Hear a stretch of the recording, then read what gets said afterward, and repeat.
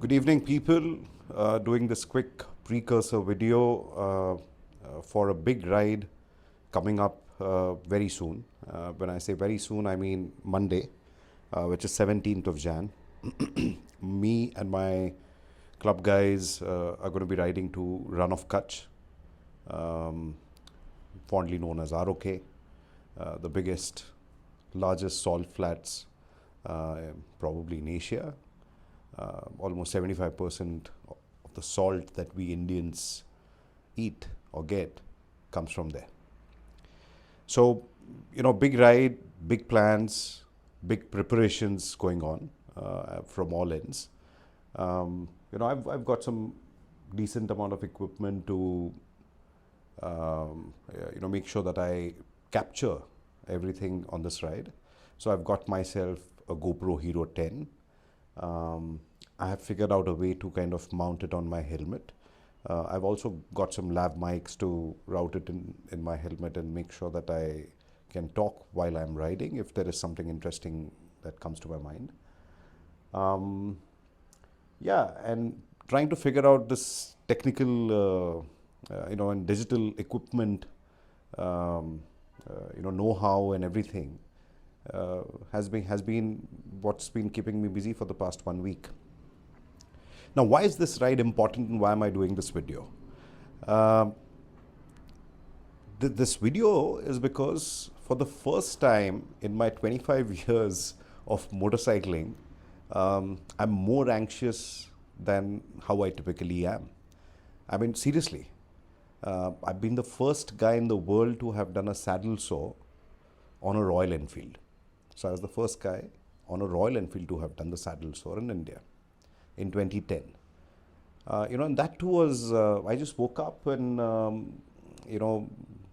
have been talking to my friends and decided that, I got to know that my friends had attempted the saddle saw and failed at it. So, I felt that, I should try it and I give it a shot. And I seriously was not anxious at all about this entire piece, right?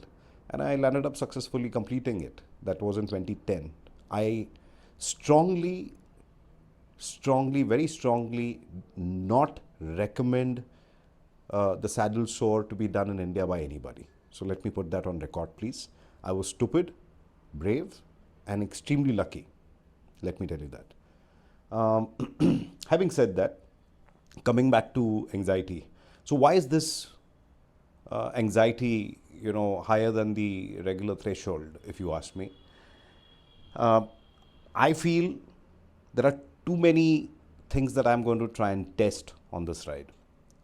Firstly, this is going to be the proof of the pudding for the Hypermotard 950 SP on a long tour. I mean, that machine is excellent when it comes to city. It's excellent for your short commutes. It's excellent for track as a supermoto format. But is it good for a long distance ride? We'll get to know. So that's the first thing that I'm going to test. The second thing I'm going to test is the seat, obviously. It's got a flat seat, it's got a tall seat, and it's got a narrow seat. So I wasn't comfortable on the desert slate seat, and even a short ride from Pune to Goa, which is just about 500 odd kilometers, 550 odd kilometers, is to give me a sore bum. So we're going to figure that out. If the seat is comfortable on this long distance tour. Third, and most importantly, while I've been prepping up and all of that, I've been making sure that the motorcycle is prepped up. Today I got it serviced, got the chain cleaned and lubed, asked the service station guys to, look at the tire pressures, mounted the on-the-go tail bags and tank bags and everything, and I figured all that out today. However, while just riding within the city, I think I landed up going through a really bad pothole, and I have a really bad, I don't know if I could say it's a really bad, but I have a bent rim lip. And these are Marchesini forged rims, guys. Super expensive, super exclusive. Okay, so that's another anxiety. Why is it an anxiety? A lot of people have ridden and driven their vehicles with bent rims. Um, Not advisable. Do not do it. If the rim bend is too much, is severe, I would strongly recommend not to do it. In this, and the reason is because it's just not the rim, right? I mean, just not that small bend or that small part or section of the rim which is going to be an issue. But with that impact, unless you open the tire, open the rim, check it, you're not going to be able to figure out, where all that impact has gone and, damaged the entire rim. I don't have time to do that. Because extremely busy and there's lots of stuff happening, and I wouldn't have time to go and take the wheel out and do all of that tomorrow because there are some things which are keeping me busy. Can I cancel the ride? I can't, because the bookings have been made and all of that. Everyone's prepared. I am personally extremely excited about this ride, so definitely can't cancel it. I've paid the money, but am I taking a chance here? The answer is, frankly speaking, yes. Coming back, the bent rim lip can also, create multiple mechanical issues, right? It can impact, I don't know if it's impacted the shaft. I don't know if it's, if my wheel is not going to be running true. I don't know how it will impact the disc brake. I don't know how the bike is going to, at high speeds, will it be wobbly? I really don't know. All of these things are going to get figured out on the go on this ride. Okay, so that's kind of put me off a bit, but I mean, we'll figure it out. We'll try and see how things go. I want to keep my spirits high. I don't want to lower down my spirits before such a good, excellent ride. So I'm going to try and keep my spirits high. Yeah, and fourth reason why I'm feeling a bit anxious is because I've been doing a lot of riding and all of that, but the bunch with whom I'm riding with, my club guys, I mean, this is the first time, I'm riding with some of them. So I've ridden with a few from the 10 riders who are coming along in the past, but there are a few riders with whom I'm riding for the first time. I'm pretty sure that they are as anxious as me, because for them too, it'll be the first time that they're riding with me. So getting used to each other's riding styles and, ride etiquettes and, everyone's, I don't know. I mean, everyone's a different person, right? So everyone's got a different outlook towards how they look at long distance motorcycling. Everyone's got a different type of motorcycle. Everyone's going to be riding at different, are comfortable at different paces. So the complexities are pretty high. So that's the fourth reason. But all are experienced riders, so that's a plus there. And on all are excellent company. I mean, I've been hanging out with them on every Friday at the club meets, and these guys are fun guys to be with. And we'll see if they are fun guys to ride along with too on this ride, right? So that's the fourth point. The fifth point is that so many digital gadgets that I've landed up picking up, things like this GoPro and the Osmo Pocket 2 gimbal or whatever you call this. And I've learned literally in the past 3 days, I've learned how to use all these electronic gadgets, right? I've never used them in the past. I'm not a moto vlogger. I didn't intend to become a moto vlogger. But my daughter kind of, she pushed me into this. In fact, this YouTube channel was started by my daughter because she felt that there's immense amount of, content which resides in me when it comes to motoring. I should put it out, for the YouTube and for social media and for other people who can get something out of this, right? So that's the sole purpose. I started this, my daughter started this channel and I'm just going along. Yeah, where was I? What was I talking about? Yeah, so, the fifth point is all these electronic gadgets, right? So, we'll get to know. I've been doing some test runs in the night with the GoPro setting. I realized that the first test ride, I mean, I've had multiple failed attempts at trying to capture the right point of view. And it's been funny actually. If possible, I'll just make a bloopers video and post it up for fun, right? I realized the first test run, I realized that the GoPro angle was pointing a bit too low, and the point of view, it wasn't covering anything. It was just looking at the road.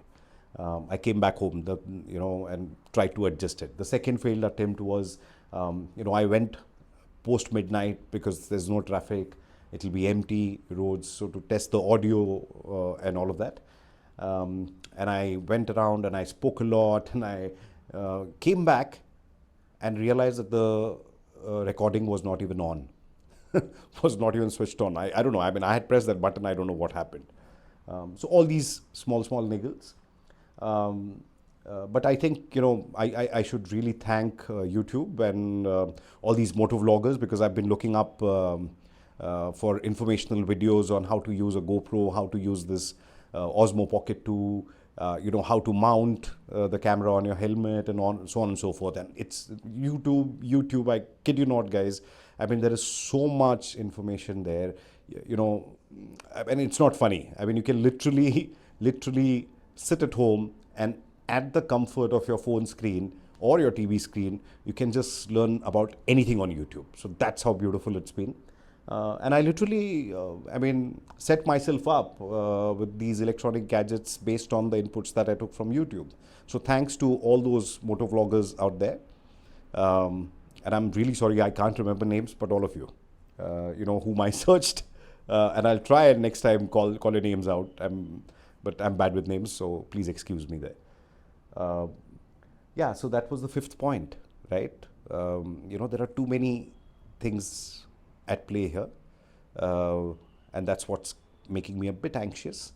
But if I know myself well, I think, the moment I swing my leg over the bike, over the motorcycle, I should be good to go, and it'll lift my spirits. I just, fingers crossed, pray to God that the Hyper stays along true, and that small bent rim lip does not cause any further issues for the ride, right?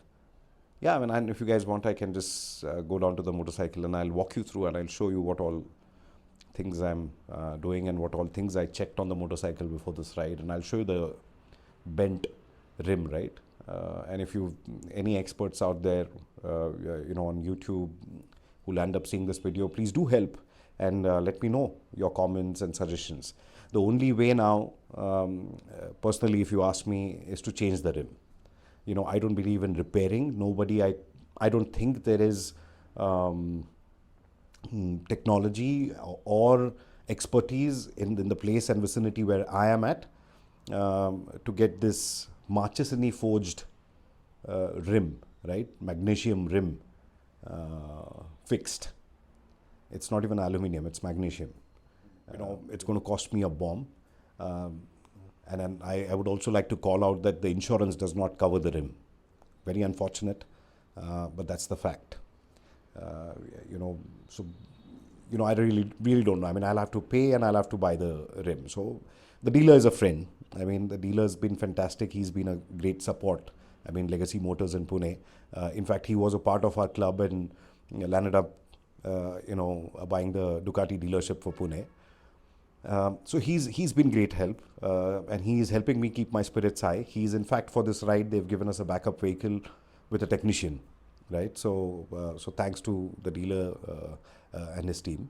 And I was just talking to him, and he said that don't worry, he'll be on it, and he'll, make sure that he sources the rim as soon as possible, because I definitely don't want to ride the motorcycle, with a bent rim.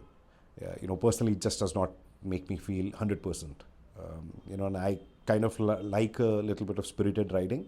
And any niggle in the motorcycle will keep playing on my head. And, I hope, any motorcyclist watching this will understand what I'm saying, right?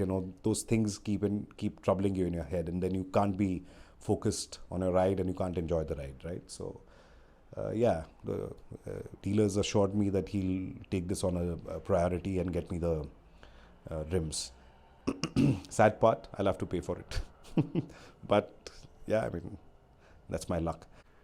And who do you blame, right? I mean, who do you blame for this bent rim? Is it the motorcycle's flaw? No. These are extremely lightweight wheels, which are brilliant. I mean, on track it's less rotating mass, right? So people prefer lighter alloys, lighter wheels. Um, if there's anybody to blame, I think it'll be our perpetually underdevelopment infrastructure, right? So we are paying taxes, we are taxpayers. But one thing which is frustrating is that, I don't know where that money goes, because the roads are perpetually under development. I mean, we are in what century? I mean, seriously, it's frustrating. I mean, the quality of roads and all, it's improved, but yeah, I mean, it's still, and this pothole really took me by surprise, it was night time, it was dark, I just couldn't see it. Yeah, so don't really know who to blame. But when you don't know who to blame the government. Do something, man. Guys, all you politicians. So I'll quickly go down to the motorcycle and I'll show you guys the bent rim. And we'll wait for your comments. And wish me luck, guys. You can see the motorcycle here now, I mean the Hyper. It's all prepped up, washed, cleaned, serviced, chain looped. The tail bags have been put in a way that they don't slide up ahead. Let me show you the bent rim.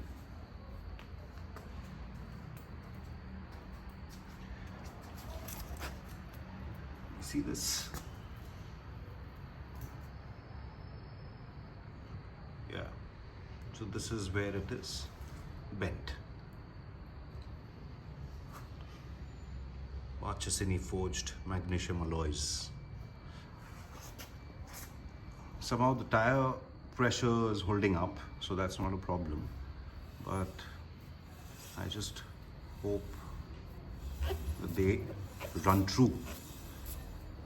The old school way of checking if your wheel is running true is to keep something here, a fixed point, and then then move the wheel, to check if there is any deviation.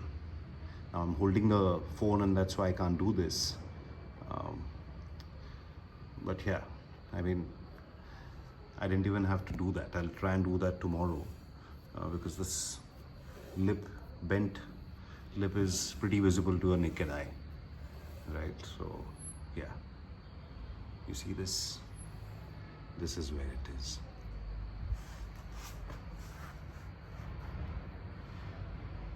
And we are going on a almost 2,500 odd kilometers to and fro kind of a motorcycle ride.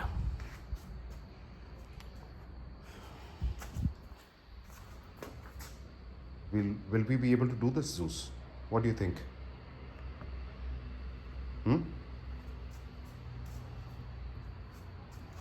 This is the tail bag. It's got velcros.